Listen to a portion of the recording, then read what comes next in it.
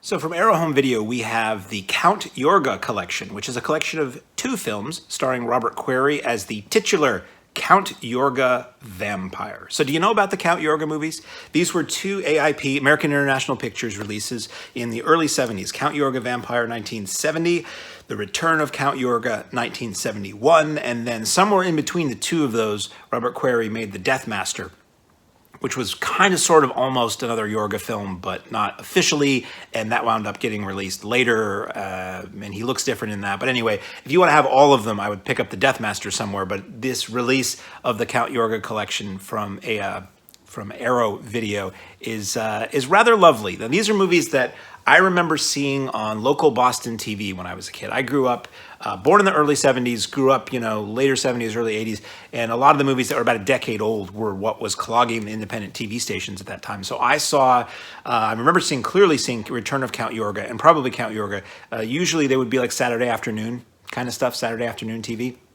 So I have a fondness for these. I really got to know them when MGM had their Midnight Movies DVD collections in the, I guess, late-ish 90s, mid to late 90s, whenever DVD was, late 90s, 2000s. And came to love them then. And they had some degree of extras, but not much. But now Arrow has released this set and is loaded with extras. The 2 movies look gorgeous, and it's everything you ever wanted to know about Count Yorga, but were afraid to ask. So, Count Yorga Vampire, 1970. These were both directed. Now, if I glance over here, I always say this, but I just don't want it to look like I've got somebody with cue cards, because I don't. I've got a laptop right over there. They were both directed by Bob Kelljan, and the original Count Yorga Vampire was initially intended to be like a softcore adult film, and it wound up being something other than that. So I don't really believe it was shot with a whole lot of stuff that you don't see in the movie. It's got some sex scenes and some sauciness in it, but I don't think it was ever shot to be much more than that, but originally the idea was that it would be more than that. And it has actor Michael Murphy that you might recognize from various things. And otherwise, not a lot of familiar faces. The second film, Return of Count Yorga, has Mariette Hartley, who's probably the biggest name in any of these movies now. But Robert Quarry is great in these movies. So Count Yorga Vampire, he is basically a vampire in 1970 LA. And basically, you see in the opening moments of this movie, I believe it's a boat arrives and a truck picks up a crate, and that crate takes what is essentially the casket of Yorga to his new abode in America, and he sort of insinuates himself in with this group of young, hip, I wouldn't say hippie, but young, exciting young people, and decides to lead a seance to try to contact the spirit of this young woman's dead mother. And he just insinuates himself into this group of friends and starts laying waste to them, as a good vampire will do.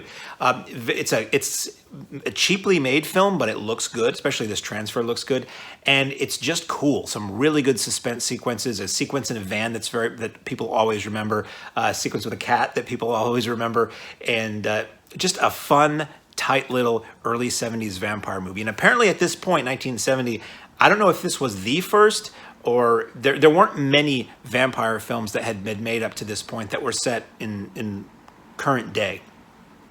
Contemporary vampires, shall we say. So the movie was a big success for AIP, independent film that was picked up by AIP, big success, and it led to a sequel almost immediately after that. The Return of Count Yorga is Count Yorga returning. He basically owns, I think it's an orphanage. He lives next to an orphanage. I may get the details a little fuzzy. It's a little while ago that I watched these. He is a wealthy benefactor for an orphanage. At any rate, there's an orphanage involved, okay?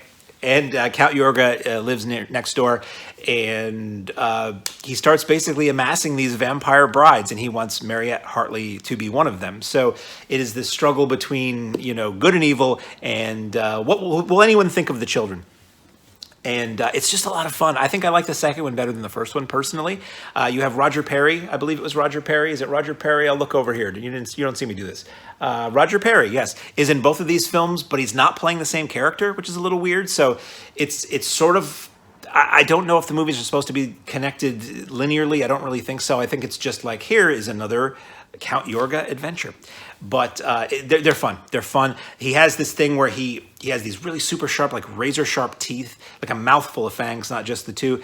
And he runs at the camera or at the person who he's about to attack with arms outstretched in slow motion. And it might be viewed as silly now, but when you saw that as a kid, or you saw that for the first time in a theater, it's pretty chilling. and it's pretty creepy. And his vampire brides also have a mouthful of choppers, and it's a lot of fun. These are drive-in movies, and I love drive-in movies. So this essentially drive-in double feature that Arrow is giving you of Count Yorga Vampire, or as it's said in the opening titles, the many loves of Count Yorga, Iorga. I think as Steve Bissett or somebody points out in one of the extras, they were too cheap to change the title on the film. Everywhere it was marketed as Count Yorga Vampire, but the actual film prints didn't even say that at the time.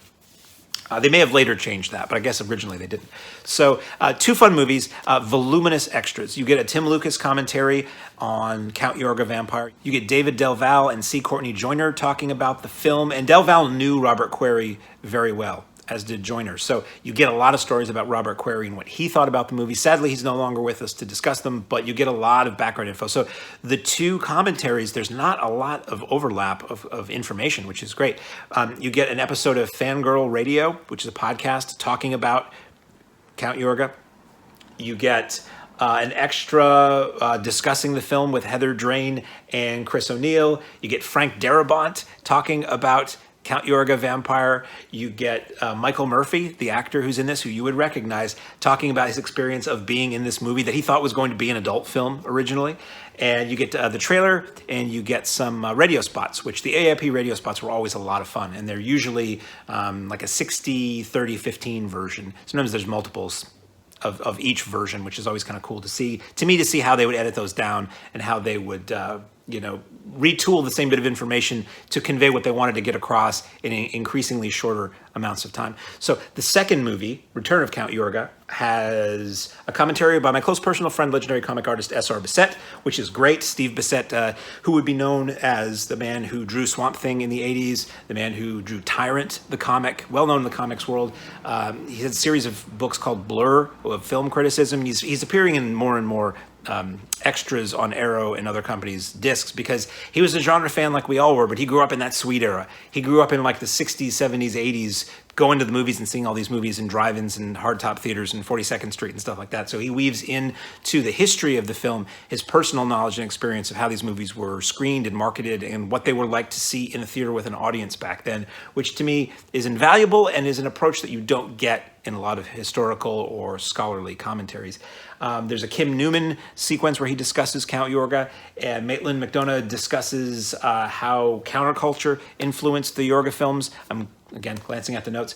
Trailer, radio spots, and image galleries. So for two movies that not everybody knows, and if you're a genre fan, you probably know the Count Yorga movies, but Yorga ain't Dracula. So not everybody knows and talks about these movies. So again, I endlessly thank the folks at Arrow for allowing me to screen this so I can talk about it, but also for preserving these movies in these ways, because these are movies that people went to see back then. These are movies that people went to see and loved, that scarred people for life, that are fond memories for people, and it's nice that they can continue to live on home video in really nice transfers. These movies look gorgeous, especially I was enjoying in Count Yorga Vampire, shots of vintage downtown LA, shots of 1970 LA, and as I always say, the signage, the billboards, the movie marquees, all that stuff, they look so good. And if you have a large TV like I am currently looking at over there, you can just freeze frame it and just drink up what LA looked like that year. Funny enough, it was pointed out in some of the extras that the shots from the opening of Count Yorga Vampire, where the coffin crate is being unloaded from a ship and driven through town, are also were reused by Bob Kelljan a couple years later for Blackula. Same shots. Blackula's coffin coming off the ship, or Count Yorga's coffin coming off the ship. So anyway, I've rambled long enough about Count Yorga Vampire. The Count Yorga collection, available now from Arrow Video.